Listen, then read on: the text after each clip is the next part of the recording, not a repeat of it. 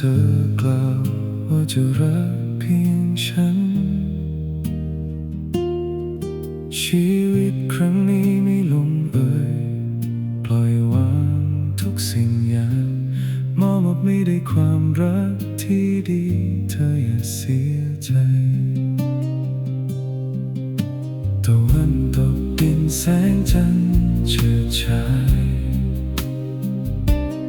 ทุกเส้นทางที่เคยคุ้นเคยกลับไร้เงาเธอมันเจ็บปวดสุดลึกหัวใจไม่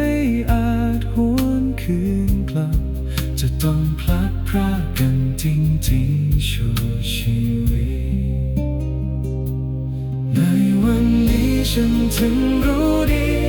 ย้อนเวลากลับมาไม่ได้โทรโชคชะตาเล่นตลอดลืมตาตื่นมองฉันอีกครั้งจะบรรเลงเพลงให้เธอฟังให้เหมือนเคยดังวันแรกที่เราพบกัน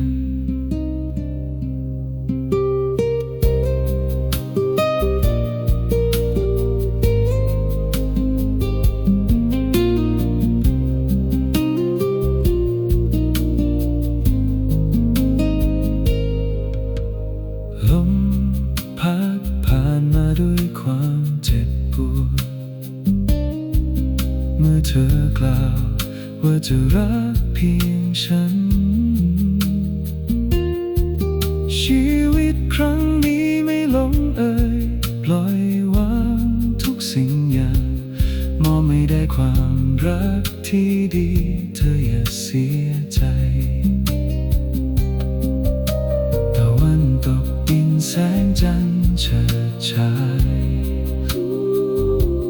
ทุกเส้นทางที่เคยคุ้นเคยกลับไร้เงาเธอ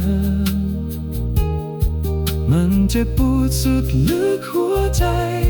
ไม่อาจหวนคืนกลับ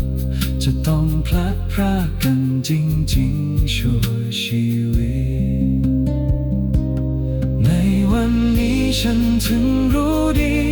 ย้อนเวลากลับมาไม่ได้โทรโชคชะตาเล่นตลกลืมตาตื่นมองฉันอีกครั้งจะบรรเลงเพลงให้เธอฟังให้เหมือนเคยดังวันแรกที่เราพบกันในวันนี้ฉันถึงรู้ดีย้อนเวลากลับมาไม่ได้โทรโช